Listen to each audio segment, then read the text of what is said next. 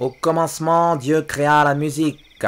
Si d'aucuns objectent que Jimi Hendrix était un dieu, et donc qu'il a créé la musique, rappelons que ce bon vieux Jimi est mort comme une merde, et qu'il n'est donc pas un dieu, puisque les dieux sont immortels. Au commencement, donc, Dieu créa la musique, et au commencement, c'était un peu le bordel. En effet, il n'était pas question de créer un groupe, puisqu'à la base, Adam et Ève n'étaient que deux. Ils décidèrent de monter un duo, et Dieu trouva cela sympa. Mais Dieu trouvait aussi que tout ça manquait un peu de public. Alors Dieu créa les fans. Seul problème, les fans n'étaient pas très intelligents.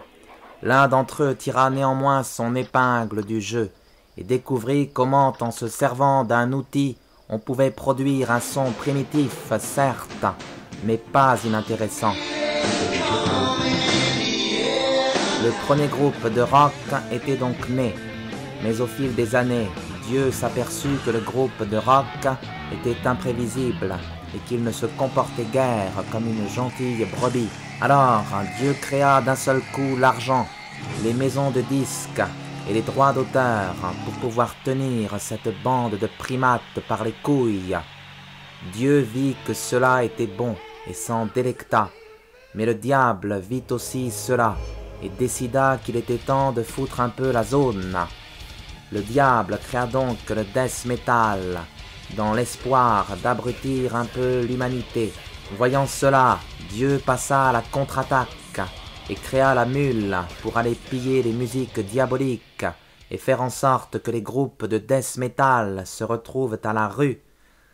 Seulement Dieu n'avait pas prévu que le diable ne serait pas le seul à être pillé, et bientôt Dieu vit ses ouailles se mettre à télécharger illégalement à leur tour.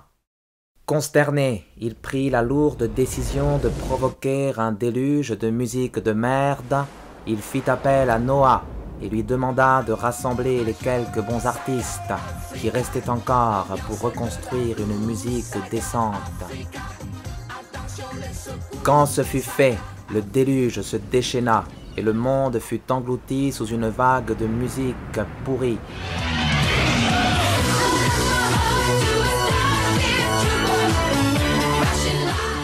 Mais Dieu n'était pas au bout de ses surprises. Les fans semblaient apprécier cette musique de merde. Lorsque le diable vit cela, il rigola au début. Mais quand les fans de musique diabolique délaissèrent ces groupes pour Tokyo Hotel, il fit moins le malin. Dieu et le diable décidèrent qu'il fallait qu'ils agissent ensemble, et ils eurent une idée diabolique et divine à la fois. Ils appelèrent l'archange déchu Albanel, qui créa Adopi. La loi connut un succès immense dans le monde entier, et partout les pirates furent persécutés. Il se trouve que les pirates étaient aussi des fans, et bientôt les fans eurent tous disparu, y compris les fans de musique diabolique, qui, de peur d'être persécutés, virent dans le suicide collectif une alternative plus heureuse à Adopi, enfin, de leur point de vue. Dieu et le diable ne savaient plus trop quoi faire, mais lors d'une classe de sciences naturelles, le diable fit la rencontre d'un certain Job, qui était fasciné par les pommes et qui pensait tout bonnement que la musique n'était pas faite pour le commun des mortels. La suite, on la connaît.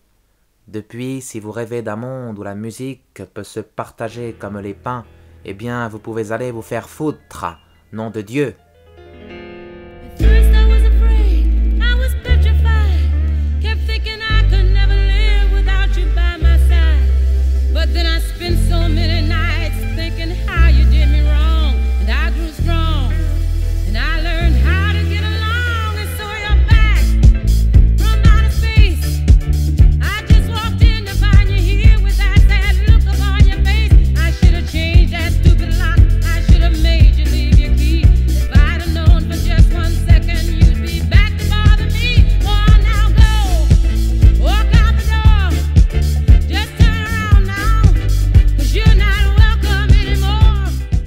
Bonsoir, la voix de Frédéric, c'était moi. Voilà Frédéric, j'espère que vous ne nous en voudrez pas pour cette petite pirouette virtuelle. On vous embrasse, on vous adore. Et comme disait un grand ami de votre oncle, au revoir. Weren't you the one who tried to hurt me with goodbye? You think I crumble?